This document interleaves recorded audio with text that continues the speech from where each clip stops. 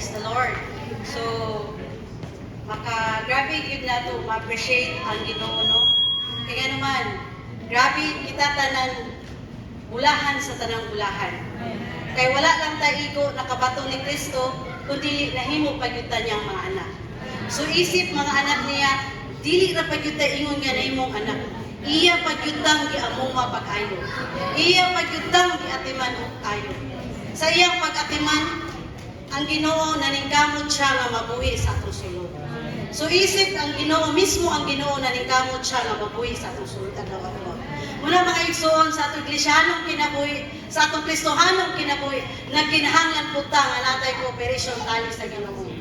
Kay kung wala tay tinuod nga cooperation mga igsoon, hangtod karon ang atong Iglesianong kinabuhi nagkasakit ra gyapon.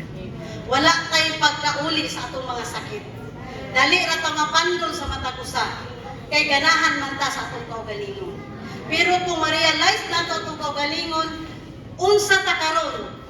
Dili na ta sulong nga nakinabuhi sa kalibutan. Naa na ni Emmanuel nga nasagol nga nagpuyo nga nangatiman sa atong sulod. Ang kulang lang nato maigsoon is maminaw ta unsay gipabati sa presensya sa Ginoo nato. Muna na sa atong inadlaw pag kinabuhi, wala nagmatter na kwartahan ba taong pobre. Nagmatter kung ang Ginoo nagpahiyom ba adlaw-adlaw. Muna salamat sa Ginoo maigsoon kaning Emmanuel. Bisan pag magsirko balintong atong pagkinabuhi, dili na gid siya mapula gani kanato. Muna nga daygon gyud ang Ginoo maigsoon nga ang atong pagkakristohanon dili siya hamay-hamay kay naay Kristo nga